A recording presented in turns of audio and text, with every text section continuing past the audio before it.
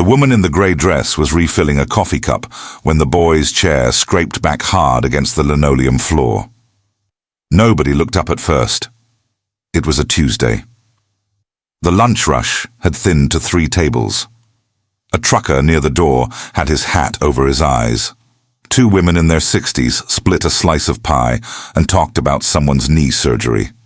Outside, a light rain moved across the flat Pennsylvania fields like a curtain being slowly drawn. The woman in the grey dress, white cap pinned neat at the back of her head, black apron over plain fabric, no earrings, no phone clipped to her belt. She set the coffee pot down. She had seen the boy come in 40 minutes earlier. 16, maybe. Expensive sneakers. A phone he hadn't put down once. His father sat across from him in the red vinyl booth by the window, jacket too nice for this place. The kind of man who made the waitress feel the distance between them without saying a single word about it. She had taken their order. The father had not looked at her. The boy had, briefly, the way teenagers look at anyone, past them, already somewhere else. In 40 seconds, that boy would stop breathing. And the only person in that diner who knew what to do about it was the young woman in the plain grey dress and the white cap, the one they hadn't looked at. Martha Eicher had been back in Lancaster County for 14 months. She had not planned to stay this long. She came for her mother, Miriam Eicher, 71, who had fallen in the barn in October and broken 3 ribs and her right hip and something else that didn't show on any scan. Something that came out only at night when she called for people who weren't in the room anymore. Martha had come for 6 weeks. 6 weeks had become a season, and a season had become the quietest year of her adult life. She worked the morning shift at Byler's Diner, not because she needed the money, and not because anyone had asked her to, but because her mother's neighbor, a woman named Sadie Lapp, who had known Martha since she was 4 years old, had mentioned that the diner was short-handed, and Martha had said yes before she knew she was going to. That was how things worked here. You said yes before you understood the question. Then you carried the thing. She had carried a lot of things. The diner smelled of burnt coffee and fried onions, and something underneath both of those, old wood, old vinyl, the particular exhaustion of a building that had fed people through everything without asking to be thanked. The laminated menus had a crack down the middle where someone had folded one too many times. The bell above the door was missing its clapper and had been for 3 years, which meant you heard the door by the change in air, not by any sound. Martha had stopped noticing all of it within the first week. Now she moved through the room like she had always moved through rooms, quietly, efficiently, watching without appearing to watch. It was a skill she had learned in another life. She didn't think about that other life much anymore. She had made a decision 2 years ago in a parking garage in Baltimore, sitting in her car for 2 hours after a shift she could not talk about. That decision had been this. She was done. She had given everything she had to emergency medicine, and at the end of it had taken something she hadn't known she was still holding. She drove home, called the department chair, and said she was taking a leave of absence. The leave became permanent. She did not explain it to anyone at the hospital. The people who mattered already understood. The people who didn't, well, they had thoughts. She had heard some of them secondhand. Too young to burn out. Couldn't handle the pressure. Wasted potential. Let them think what they wanted to think. She had come home. Home being a word she had complicated feelings about. She had left this community at 18 and spent 10 years building a different kind of life. But her mother was here. The fields were here. The particular silence of a Lancaster County morning, with the horses moving slow through the mist and the smell of hay coming up through the cold, that was here too. And 2 years of emergency rooms that never got quieter had left her craving silence the way some people crave noise. She had the prayer cap back on her head within a month. Not because anyone asked. Because she wanted to. She had not told anyone in Lancaster County who she had been. There was no reason to.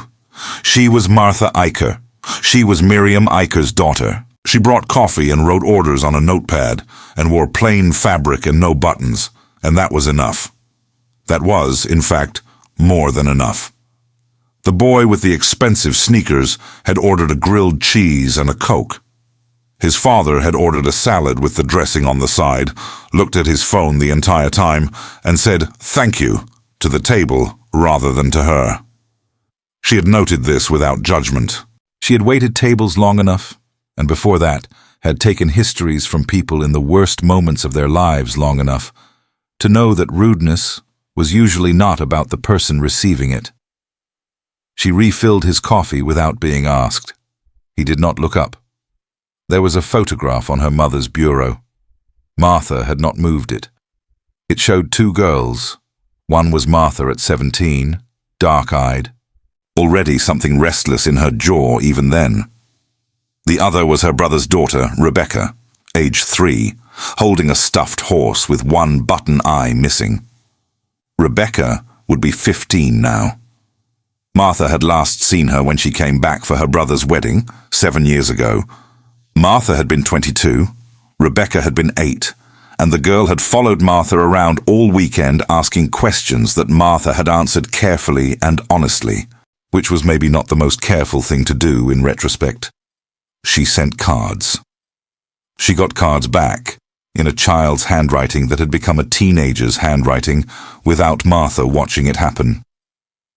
This was the cost of the choice she had made at 18. She had known it going in. Knowing the cost and paying it were two different things, and she had been paying it quietly for 10 years. And she did not complain about it because she had chosen it, and she would choose it again, and she also, some mornings, could not say that with complete certainty. The other photograph, the one she did not keep anywhere, that she carried only in the part of memory that activates without permission, was of a girl named Anna, 7 years old. Brought in by ambulance on a February night 2 years ago, anaphylactic reaction to a wasp sting, caught too late, treated too late, too far gone by the time Martha had her hands on the situation. She had done everything right. She had done everything right, and it had not mattered. The girl's name was Anna. Her niece's middle name was also Anna, given by Martha's brother, in a gesture she had never asked about and never been able to fully receive. She had left Baltimore 6 weeks after that February night. She had not gone back, what she had learned in the 2 years since. Silence was not the absence of knowledge. It was just a different container for it. She knew what she knew. She had always known it. She had decided that knowing it and using it were separable things. That she could carry the training without being defined by it. That she could be Martha Eicher the waitress, Martha Eicher the woman in the grey dress, and that would be enough. She still ran through scenarios in her head sometimes, unbidden, in the diner, in the grocery, watching her mother sleep. Old habit. The eye that never fully stopped scanning. She noticed, for instance, that the boy in the red vinyl booth had eaten 3 bites of his grilled cheese, pushed it away, and was now sitting very still. She noticed because stillness in a teenager is unusual. She noticed because his color had changed. She noticed because his father was still looking at his phone. She was already moving when the chair scraped back. Preston Caldwell III had stopped at Baylor's diner because his GPS had taken him down a county road he didn't recognize, and his son had said he was hungry, and Preston had looked at the diner through the window of the Range Rover, the hand-lettered sign, the cracked parking lot, and through the glass, the shape of a young woman in a grey dress and a white cap moving between tables, and thought, fine, 15 minutes. We'll get food and get back on the road. He had not thought about her again. That was the thing about people like Martha Eicher, he would think later, though later was a long way off, and involved a very different version of himself. People like her arranged themselves to not be thought about. The plain fabric, the quiet hands, the absence of anything that signaled competition or expertise or territory. She had brought his coffee and his son's Coke, and taken the order, and not said more than 12 words, and he had registered her the way you register furniture: present, functional, invisible. He was a man who noticed things. He had built a career on noticing things. He had noticed, for instance, that the other waitress had chipped nail polish, and the cook was running behind, and the trucker by the door had a bad left knee from the way he'd stood to use the restroom. He noticed all of this. He had not noticed Martha. He had seen her through the window before coming in. No car in the lot that looked like it belonged to an employee. No phone visible at her belt. Paying for something at the counter in bills. Cash. He had thought local. He had thought nothing more than that. Which was why, when she crossed the diner in 6 fast strides and said Liam, using his son's name, which he had definitely not told her, Preston looked up in pure confusion. Liam was out of the booth. His hands were at his throat, not grabbing it, pressed against it, flat, the way you press against something that doesn't hurt but has gone completely wrong. His face had gone the color of old wax. His lips were swelling. Preston could see it happening in real time, a grotesque alteration, and his mind refused to process it because it was too fast and too wrong, and it didn't fit any template he had for how bad things happened. Liam. Preston was on his feet. Martha was already past him. Does he have an EpiPen? She said, not loud, not panicked. The same register as take your order. Jacket pocket, bag. Does he carry one? He has a... There's a bag. Preston was fumbling. He's allergic to tree nuts. The allergist said carry it, even though he's never... I see it, she said. She had already found the bag under the booth, already had it open. The EpiPen was there, and she had it uncapped and had assessed Liam's position and made a decision in a single motion.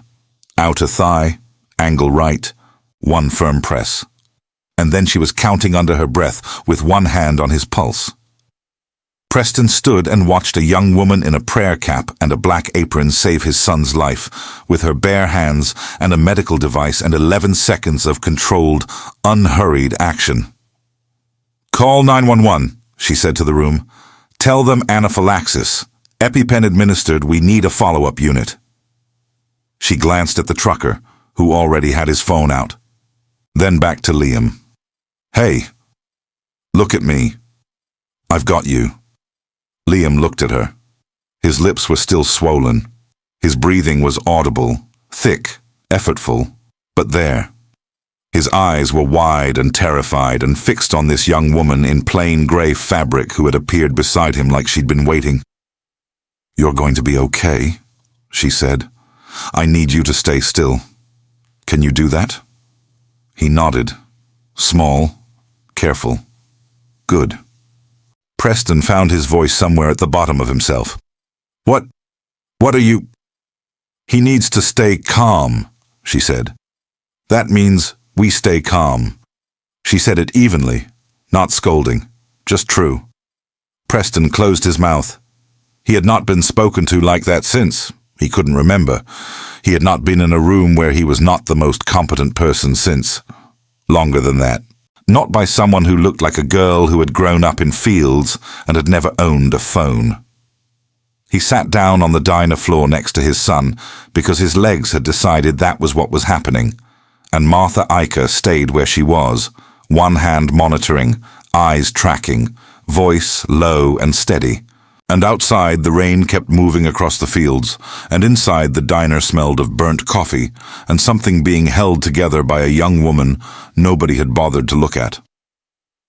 The ambulance took 11 minutes. They were not bad minutes, clinically. Liam's airway was holding. His color was returning. Slow but real, like a tide coming back in. Martha had kept him still, kept his breathing regulated. Had the trucker fetch a damp cloth from behind the counter, which she pressed to the back of Liam's neck, and talked to him in a voice that was not quite calm. Calm would have been wrong here, would have felt like dismissal, but was something else. Steady. Level. The voice of someone who had been in this exact geography before and knew all its roads. Preston knelt across from her. He had stopped trying to assert anything. He had asked once, in the first 2 minutes, if she was a nurse, and she had said, "I used to work in medicine," in a way that closed the subject without slamming a door, and he had not asked again.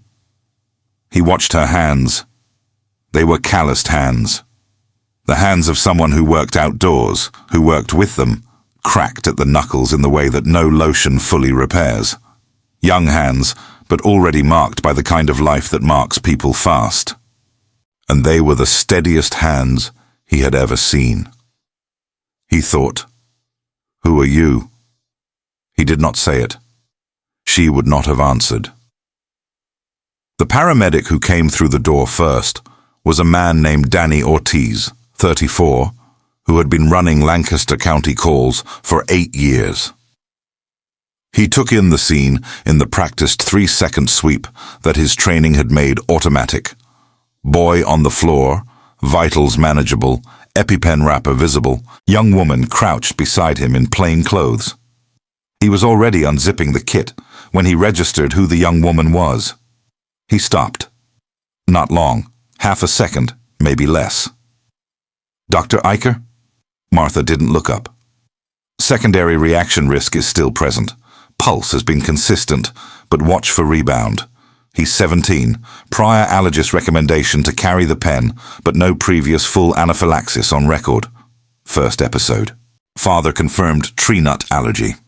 Danny Ortiz was still looking at her. "Dr. Eicher, Yeah, okay."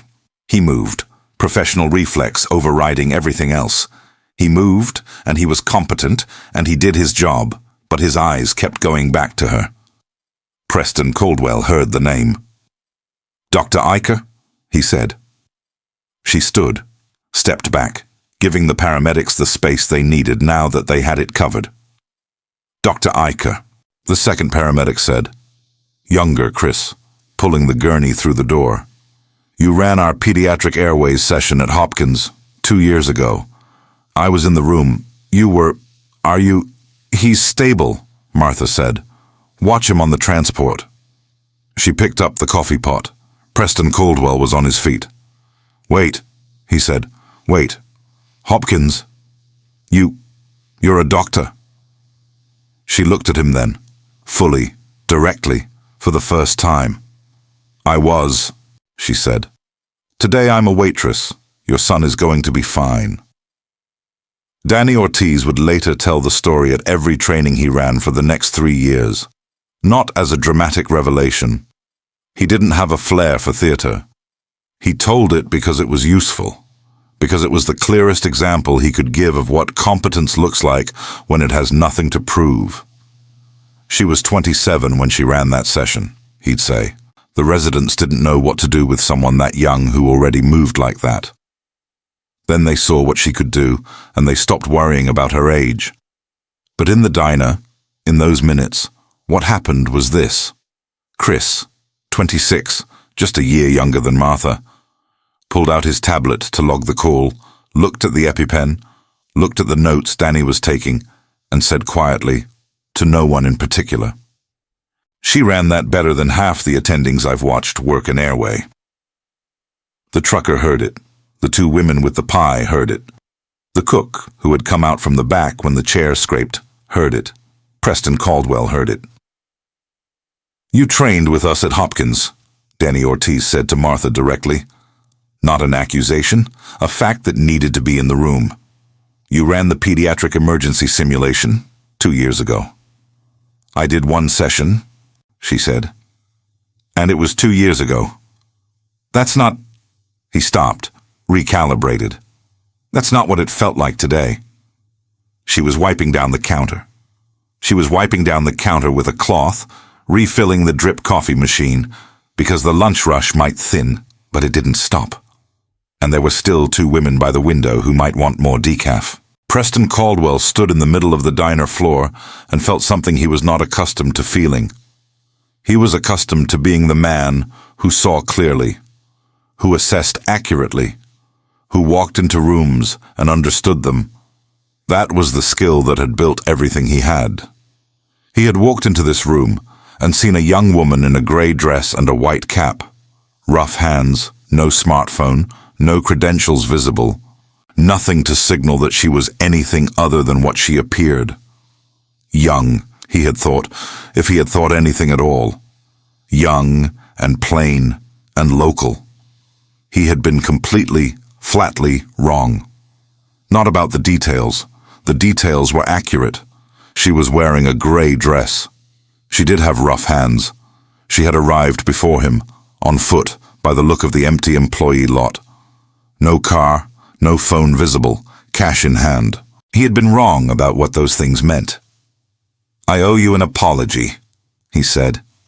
She looked up.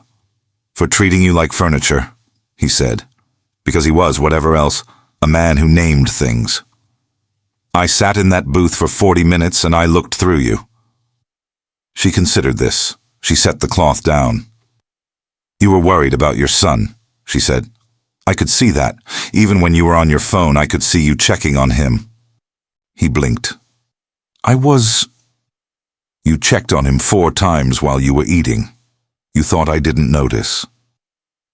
She looked at him with the clear, direct gaze of someone who had spent years reading vital signs and fear and love and grief in the same rooms, often on the same faces. That's not looking through someone. That's a father eating lunch. He didn't have an answer for that. "But yes," she said quieter. "The other part, yes."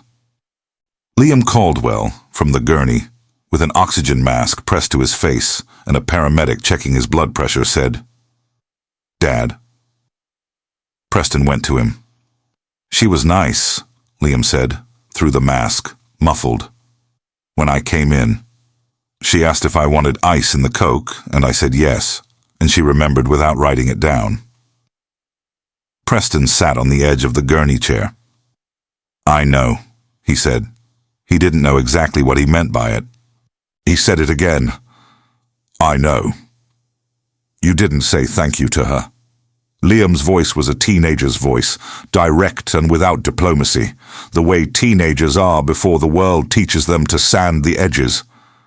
"When she brought your coffee." Preston was quiet. "I watched you," Liam said. "You do that sometimes, with people who—" He stopped, considered. He was 17, and this was not a conversation they had ever had. And he seemed to understand that something was different now, that the diner and the floor and his own swelling throat had moved something around.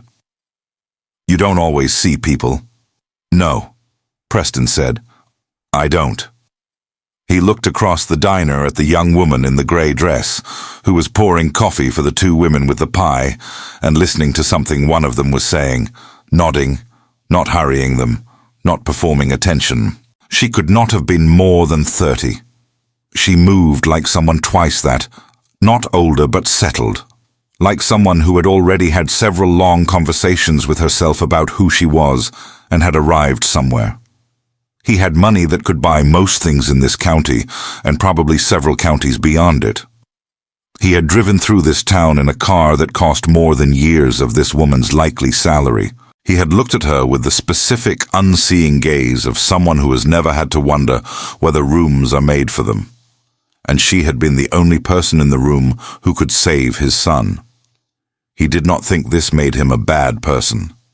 He thought it made him a person with a specific and curable blindness. He thought there was a difference. He was not completely sure. Martha came to the door of the diner when they were loading Liam into the ambulance. She didn't go out to the parking lot.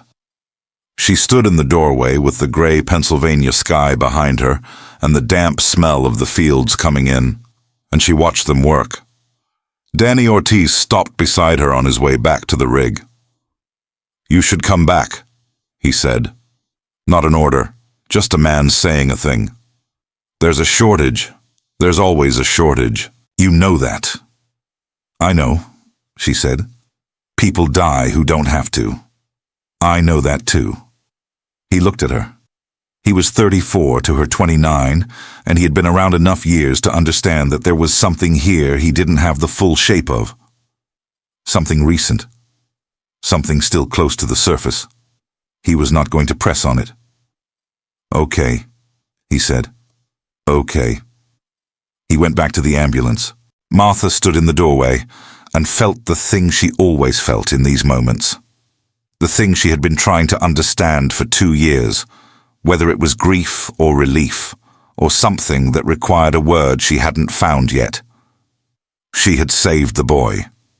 The knowledge was still there. The hands still knew what to do. 2 years of not using it had not taken it from her. It had also not given back what was taken. Anna was still Anna. The February night was still a February night, and it was only 2 years ago, and some mornings it felt like last week. Her niece was still a 15-year-old girl in Lancaster County who had grown up without knowing what her aunt's hands could do, without knowing her aunt at all, really, in the way that counted. You could not balance those things. You could not make them come out even. You could only be here. You could only know what you knew. You could only pour coffee and watch the doors and do the next thing when the next thing came. Preston Caldwell appeared beside her. He had his wallet in his hands, and she could see him already reconsidering whatever he'd been about to say, which was, she estimated, some form of, "I want to pay you," or "I want to do something for you," some mechanism for restoring the transactional order that he was comfortable in. "Don't," she said, not unkindly. He put the wallet away. "Can I ask you something?" he said. She waited. "Why are you here?" He gestured, carefully, not rudely, at the diner, at the dress, at the county road running away into the flat fields. "With what you know, with what you can do. You're young. Why are you—" "Refilling coffee," she said. "That's not an answer. It's the only one I have right now." She looked at him. "My mother is sick. My community is here. My life is here. Those are the reasons." A pause. "There are other reasons. They're mine." He nodded slowly. "I saw you with him," he said. "With Liam. You talked to him. Not around him, not at him. You talked to him like he was a person who deserved a straight answer. A beat. My ex-wife says I don't do that. See people." "You saw him eating," she said. "You checked on him 4 times. That's something. It's not enough." "No," she agreed. "Probably not. But it's something to start from." The ambulance pulled out of the parking lot. She watched it go. Preston Caldwell stood beside her and watched it too, and neither of them said anything for a moment, and the fields were very quiet, and the rain had stopped. The story got out. These things always did. Danny Ortiz didn't tell it to the press, but Chris did, in a text to a friend who posted it, and within 72 hours, there were 2 camera crews parked on the county road outside Byler's Diner and a journalist from Philadelphia who had driven 3 hours to ask Martha Iker if she'd be willing to go on camera. She was not. She said this the same way she said everything, without drama, without performance. "No, thank you," to the journalist. "I appreciate you coming." Which she meant they had come a long way. "I have nothing to add to what happened." The journalist had looked at her, this young woman in the grey dress and the white cap, standing in the doorway of a roadside diner with a coffee pot in her hand, 29 years old with calloused hands and a gaze that made you feel you were being read accurately, and had written, later, in a piece that ran in the Sunday magazine, that she had never interviewed anyone who made her feel so completely that the story did not belong to her. The piece did not have Martha's name in it. The journalist had honored that. It described, instead, a young woman who moved through a crisis the way someone moves through a room they know by heart, not rushing, not performing, simply there. You would not have picked her out of that diner as the person a 16-year-old's life would depend on. That was, it turned out, the whole point. Sadie Lapp, Martha's neighbor, read the piece twice and did not say anything about it. Miriam Iker never saw it. She was having a hard week. Preston Caldwell saw it. He read it in the back of a car going somewhere, the way he read everything, quickly, efficiently, extracting the core. Then he read it again. Slowly. He made a call the next day to Johns Hopkins, and then to the administrator of Lancaster County General, and then to the foundation that funded rural healthcare initiatives in that part of Pennsylvania. He did not mention Martha Eicher's name on any of these calls. He mentioned a funding gap that needed closing, and a simulation program that needed resources, and a shortage that was costing lives. He had learned something about the specific shape of help. Liam Caldwell sent a text to his dad that Thursday. It said, "We should go back there. I want to bring something, not flowers." She wouldn't want flowers. "I know," Preston wrote back. "What then?" Preston thought about this for a while. "I don't know yet. Let's think about it." Martha Eicher left work at 3 o'clock on a Thursday, 2 weeks later, and walked home through the fields the way she always did in weather like this. Mild enough, sky working itself out, the grass along the fence line still heavy from recent rain. She had said nothing about what had happened in the diner to anyone in her community. There had been nothing to say. She had done a thing that needed doing, and then gone back to work, and then gone home, and sat with her mother and read aloud from a book her mother liked, a novel set in the mountains somewhere, and that had been Thursday. The story had moved through the county at the pace these things moved, which was not slow, but was also not the speed of algorithms. People heard, people said things. Old Bishop Lapp, who had watched Martha come back into the community with the careful neutrality of someone who remembered her leaving, had nodded at her once from across the churchyard, in a way that was not small, coming from him. She did not explain herself. She did not need to.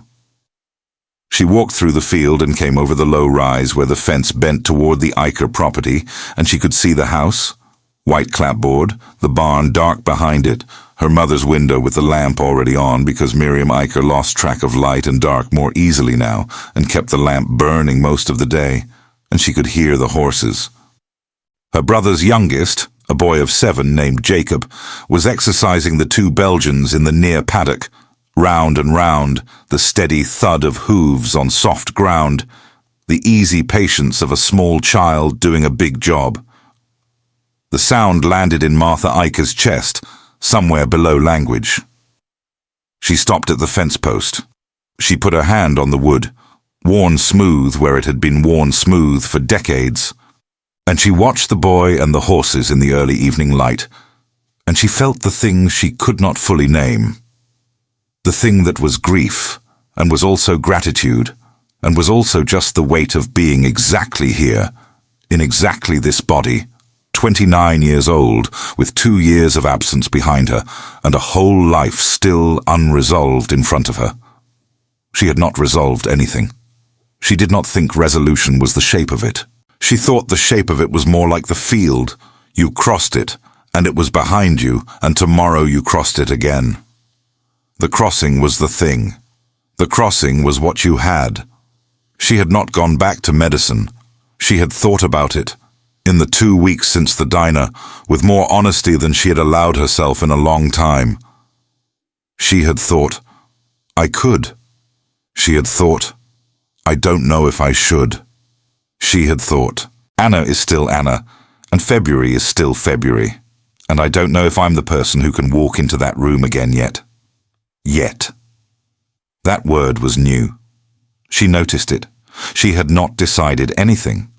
She did not think she needed to decide today. Jacob saw her and waved. She waved back. She went inside. Her mother was awake, the lamp burning, the novel on the nightstand, and she looked at Martha when she came in with the clear, specific gaze that sometimes cut through everything, the gaze she'd had all her life, that Martha had grown up being seen by. You look like you've been thinking, her mother said. I have, Martha said. About what? Martha sat in the chair beside the bed. Outside, the horses moved through the paddock. The field settled into evening the way fields did, gradually, without announcement. About what I know, she said, and what to do with it. Her mother was quiet for a moment. You always knew things, she said finally. Even when you were small, you'd see something and know what it meant before the rest of us caught up. A pause. That doesn't go away. Not when you're young. Not when you're old. Not when you put a cap back on your head and try to forget it. No, Martha said. It doesn't. Her mother reached over and put her hand on Martha's. The hand was dry, light-boned, slower than it used to be. Whatever you decide, her mother said, you come back to this. Martha looked at her. To here, Miriam said. To me. To Jacob and the horses. You come back. I always do, Martha said. She meant it both ways. Some people carry two lives inside them, the one they chose and the one they left behind, and the weight of both is not a burden. It's a kind of strength, the kind that doesn't announce itself, the kind that's already moving before anyone else in the room understands what's happening. Martha Iker walked home through the fields that evening the way she always did, quietly, in plain grey fabric, 29 years old, with calloused hands and a prayer cap pinned straight. She had not become someone else in that diner. She had simply let them see more of who she had always been.